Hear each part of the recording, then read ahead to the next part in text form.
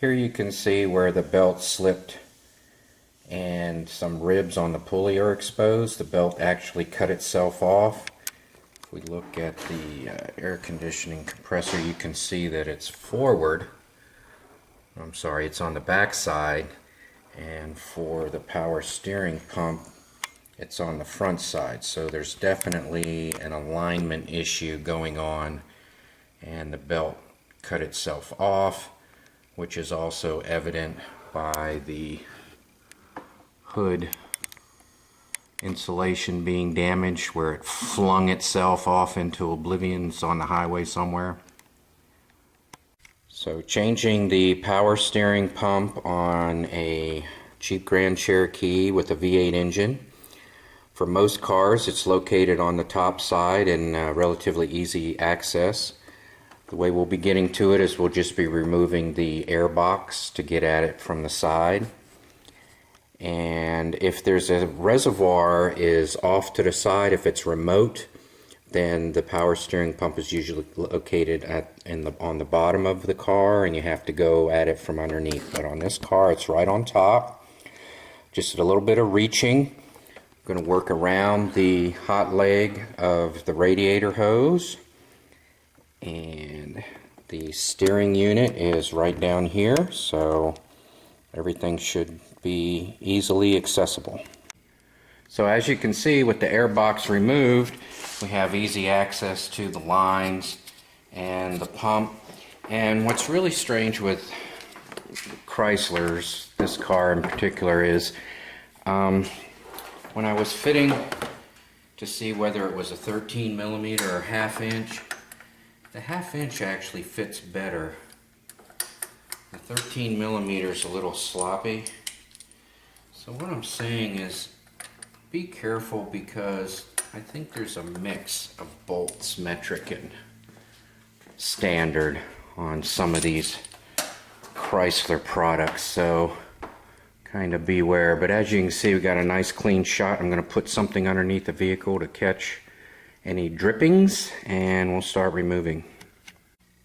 Now, when you remove the airbox, there's something you really need to know. There are 3 bolts going through there, and actually if you see these pieces right here, the bolt screws down into it and the bolts are actually secure. So when you unscrew them from inside the airbox, you're unscrewing both the nut that's on the bottom and this stay here. So really the proper way to do it is to get up underneath into the wheel well and just remove the nuts, and do not unscrew them from the inside, which seems like the most logical way of doing it. But really the proper way to do it is to remove the nuts from the bottom. Get underneath there, get in the wheel well, and remove those 3 nuts. Well, there's the problem, a broken mounting plate. So that's why I was having misalignment issues, and it was squeaking and all kinds of stuff. Can't really get a good shot, at least it doesn't look good here, but so this has gone from a power steering pump replacement video to a power steering mounting bracket replacement video. And here's the new part, and what you want to notice is it's beefed up. If you look in this area right in here, it's beefed up. All of the ribs are thicker, and here's the broken one.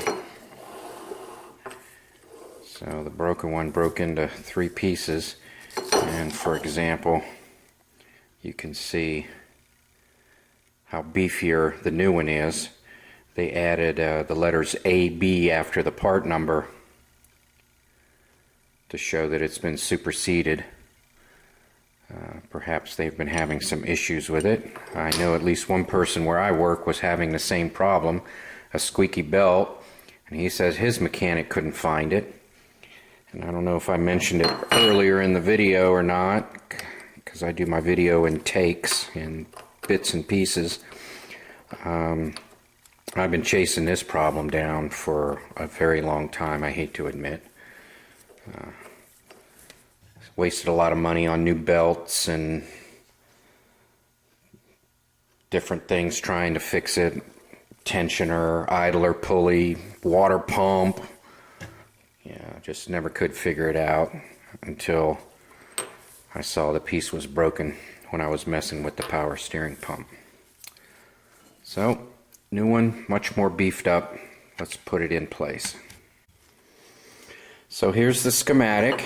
So we have our part here, and we have 3 mounting screws that go on here, and then the power steering pump has 3 bolts that will eventually just screw in here like that.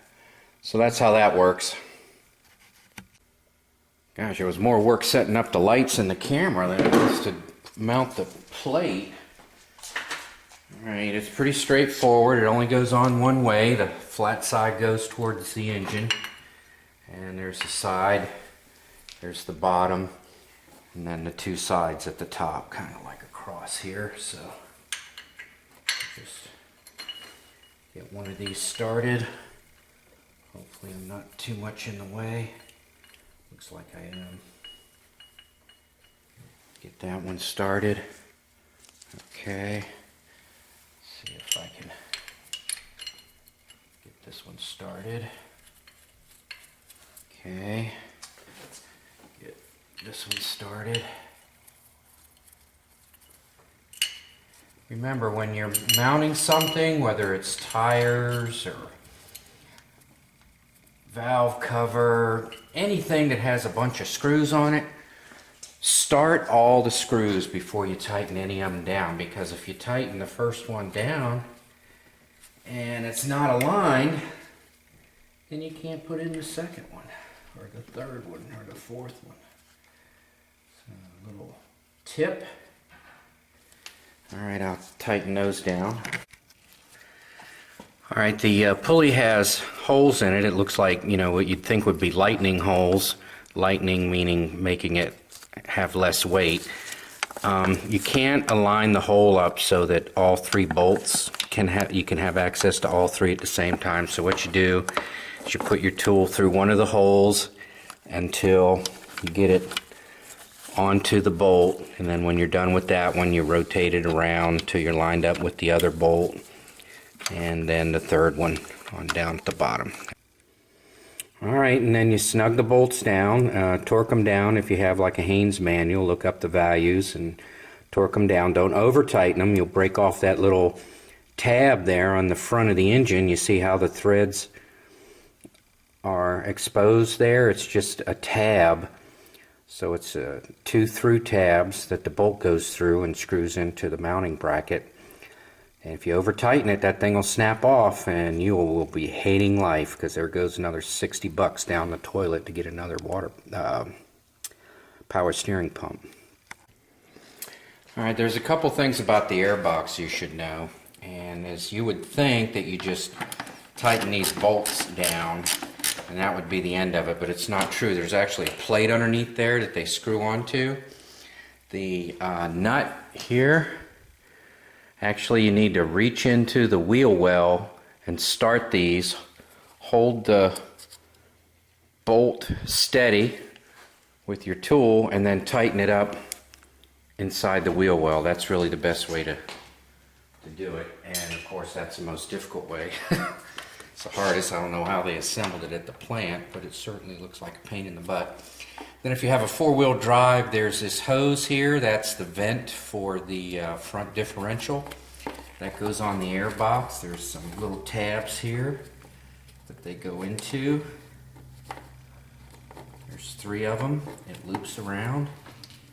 Don't forget about that guy. Don't leave him hanging. So, and finally the new belt. And the way I do it is I start with the I call it the harmonic balancer. This engine is balanced on the inside. But anyway, just start with the balancer. And then just all the ribs go on the rib part, and this face of the belt goes on the smooth part. Let me get that started. Alright, so I've got it on the harmonic balancer, for lack of a better word, whatever its real name is. Hold a little bit of tension on it, and I'll go around the water pump, around the power steering pulley, around the air conditioner, around the idler pulley, and I'll check to make sure everybody's happy.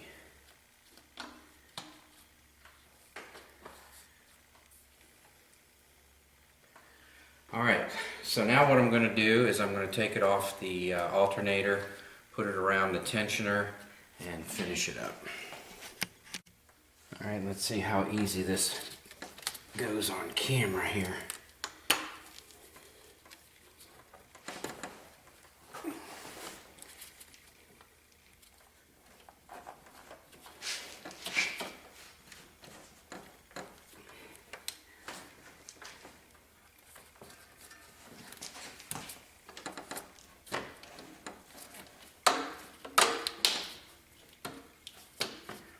Sucker's tight.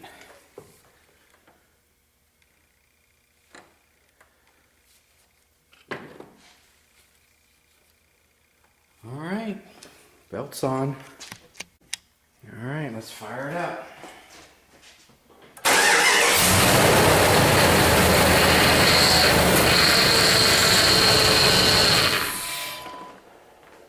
All right, check the fluid. We'll go at it again. Yeah, it's all white and foamy. I'd filled it up all the way, but that's never enough. So now it's got like tons of air in there. So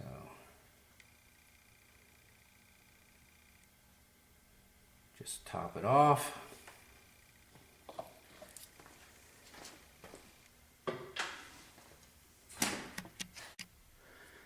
All right, so let's try it again.